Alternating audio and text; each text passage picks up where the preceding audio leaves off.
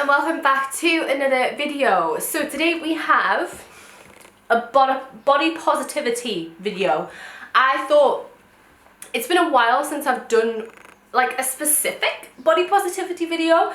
I think the last time I kind of outright spoke about it, I mean, I think body positivity comes into like all my videos. I think people get that's my vibe, especially if you follow me on Instagram. But one that's like, it's like in the title, probably wasn't since the Finding Confidence in Being a Size 12 video, and that was a while ago, and it was quite popular, to be honest, so I thought I would do another body positivity video. I thought I would run through some of the things that I have found most influential and useful for me to find love for my body.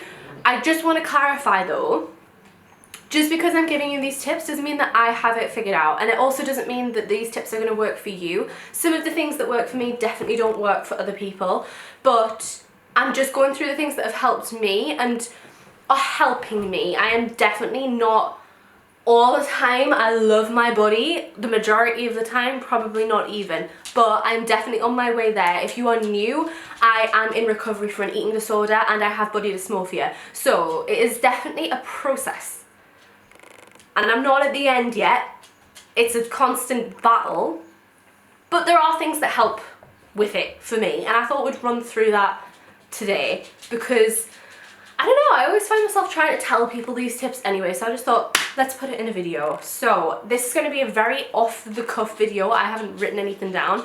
I'm just going to go through things that come to mind because I think that's when it's like the most authentic. I don't want to be like 5 tips and then try and come up with like a 5th one if I don't get that far. So I'm just going to talk through the stuff that helps me.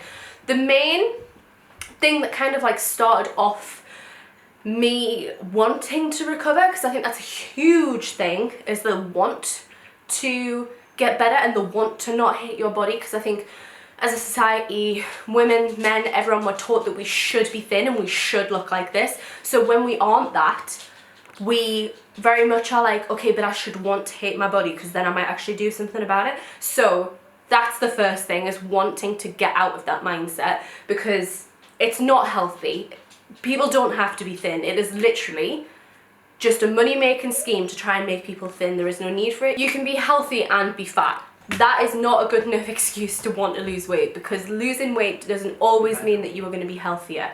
But one of the things that kind of started that off for me was my social media. I think social media is one of the most influential things in this. Obviously it is a main marketing tool for a lot of companies now, so it is going to be very, very influential, but it's the other side of it. So for me, following mid-size and plus size creators on my Instagram massively helped. I'm saying Instagram because TikTok didn't come into it until later in kind of my journey, so I definitely would apply this to TikTok, and it's probably even more influential now because there are people talking about it, and I mean, people talk about it on Instagram as well, but I'd probably just say it's as influential as Instagram, because you need to follow people who aren't going to make you hate your body. That was the main thing.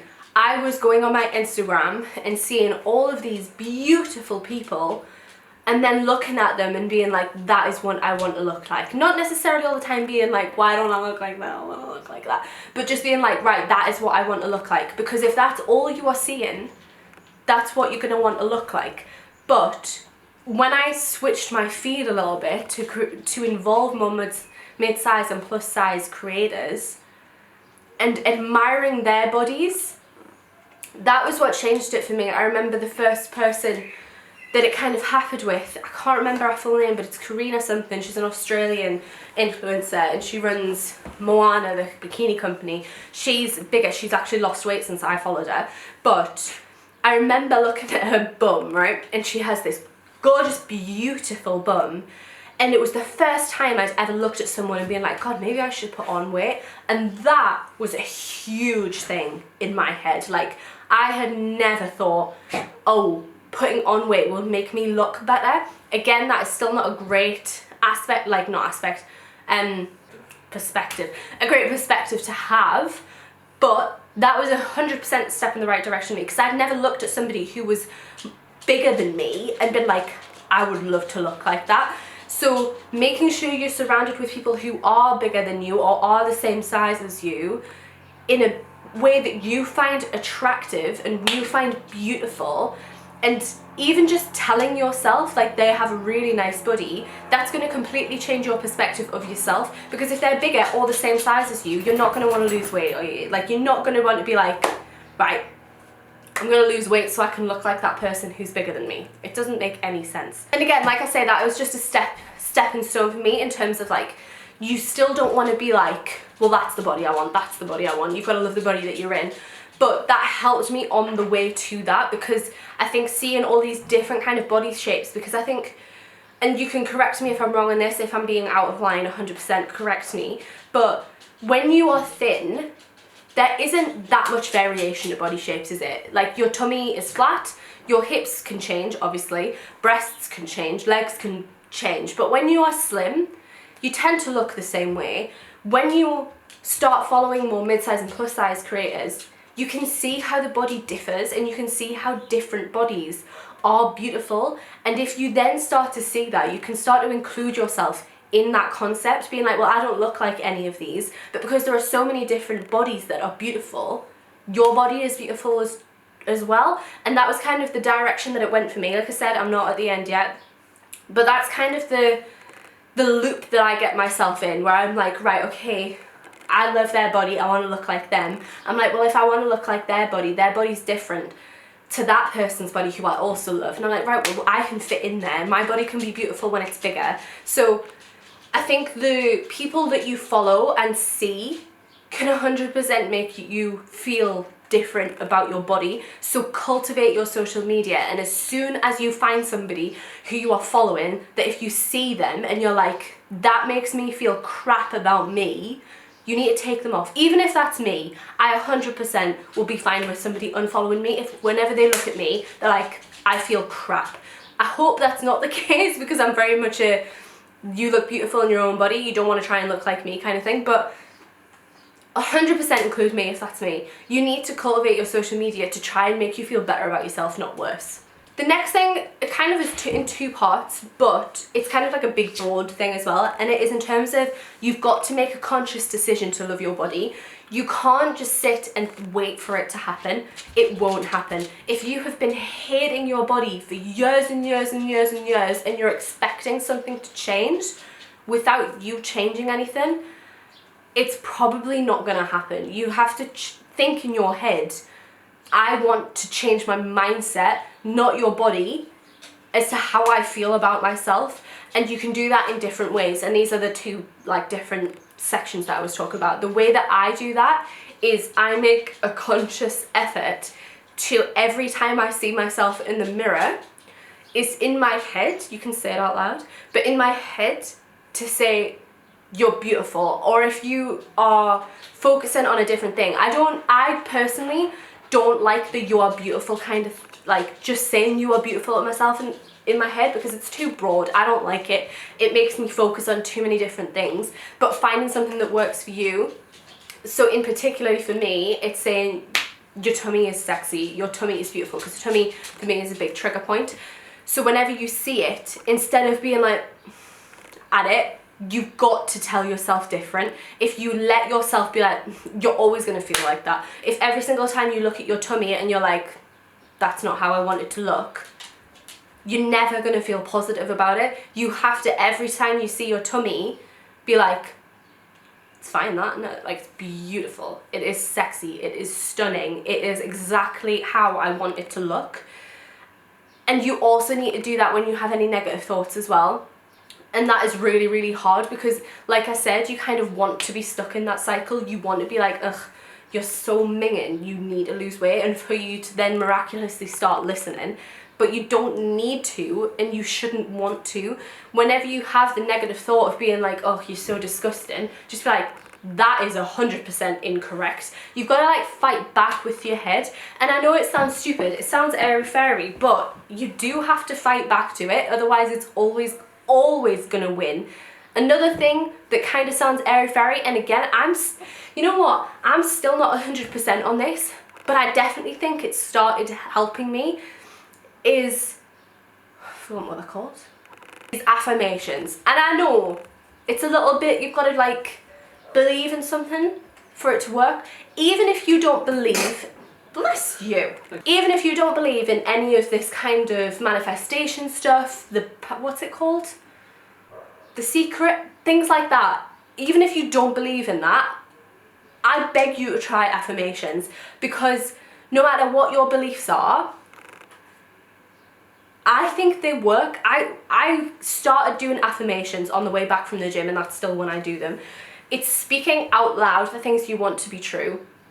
And there is the whole kind of manifestation side of it as to whether that attracts that into your life, or there is even just you feel positive when you say it and that transfers into the rest of your day.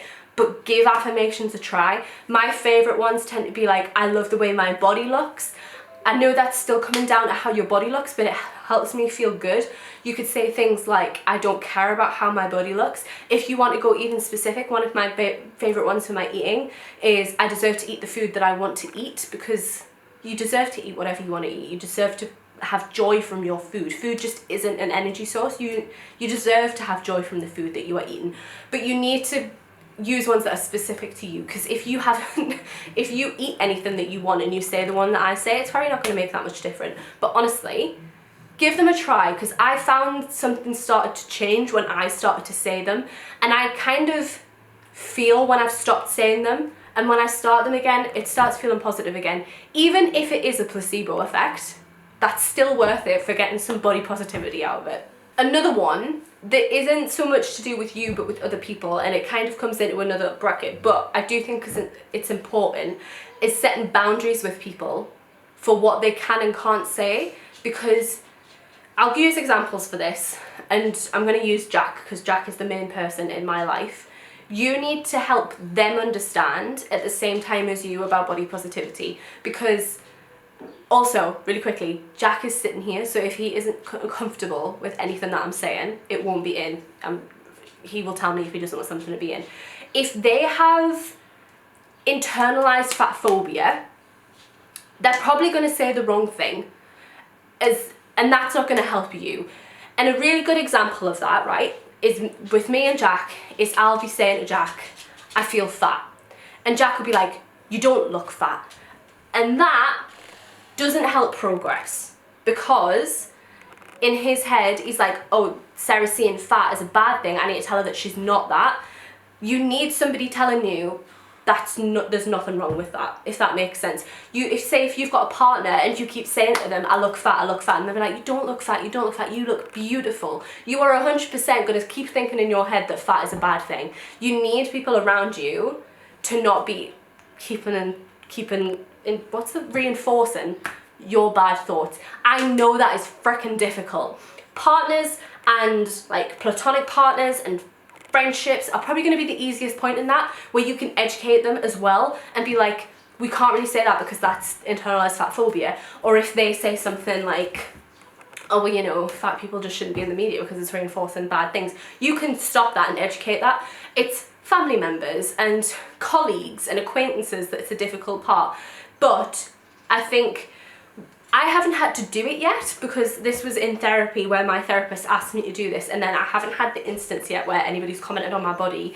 But my therapist said to me as well, you need to set those boundaries up for strangers as well, and family. So like if my grandparents say, like a common thing that my mama says is, oh, you're losing weight quite quick, which isn't negative in itself, but I personally, for my recovery, I don't want to hear any of that either. So really you need to be like, I don't really want to hear anything about my body right now. Can we just not talk about it? And then you move the conversation on straight away. Don't give them time to argue. Try doing that. But again, I understand that that is a lot harder than it sounds. But for the people who you can change their mind a little bit, 100% tell them, and try and make sure they're not saying anything that can set you off. That probably sounded better. Even if it's just little things, I 100% know how much it can set you off. So educate the people around you as much as you can, and try and get them on the body positivity train as well. I'm going to put this as the final one because I'm worried about how long this video is going to be. And some people might not agree with it, some people aren't going to listen to it, and that is completely a-okay. I do not mind. But for me, it works, and that is fake it till you make it, and that is in terms of confidence. I know you probably, if you're watching this video, you're probably not going to feel confident about your body, you probably are self-conscious. And I know fake it till you make it sounds like the scariest thing in the planet. It sounds like, it's just like, of course you're not going to be able to fake it till you make it if you don't feel good about your body. But try it once. Try taking yourself to somewhere you know is quiet, right? Take your partner, take your friend who makes you feel good about yourself, and do a little photo shoot. Just do poses that, you don't even have to take anyone. Take a tripod, prop your phone up somewhere, and try the poses that you've never wanted to do, and just fake it. Fake the confidence. Give it a try and see how you feel about doing it again, because that is 100% what I do in terms of fake it till you make it. I take pictures of myself with a big ass camera now out in public, and I'm starting to not care, and that is huge. I 100% still have those thoughts in my head where I'm worried people are like, why is she taking photos of herself when she doesn't even look that good? But you just keep going. You have to fake it, otherwise you're never gonna get there. I sometimes think that if you wait until you have the confidence to do those things, you might be waiting like a really, really long time. I found my confidence from faking it, 100%. And I know it sounds so scary, but think of something that you think you could possibly do in terms of whether it's literally just taking your phone out to a field that you know is really quiet, setting it up on the floor and just taking some pictures. Like, think about something that's really accessible, give it a go, and then again, do that again, and keep going, and then at one point you might find yourself so confident you can take a big ass camera with loads of people and just be like, hang on, we need to take about 150 photos of me doing the sexiest poses in the world. I still can't do it, but I'm getting there, and it's definitely down from faking it. Okay, I'm gonna leave this video here. I'm sure there are other tips that I could think of, but like I said, this was just a chatty kind of video. I didn't prepare for it. They are just the things that if somebody says something about recovery or body positivity with me, they are the things that come into my head. If you don't agree with anything that I said and you think that I shouldn't be saying that, let me know, 100%, I will listen. If you have any confidence tips yourself or positivity tips, please leave them below. It helps other people watching it. If you're nervous, use that as your first step of feeling confidence. Just write a tiny little comment that you could do to help other people. So, I'm gonna stop rambling. Please try and give this video a like if you did enjoy it. It would really make me happy and support my channel. And you gotta subscribe if you are new as well. So, thank you so much for watching, and I shall hopefully see you in another video. Bye.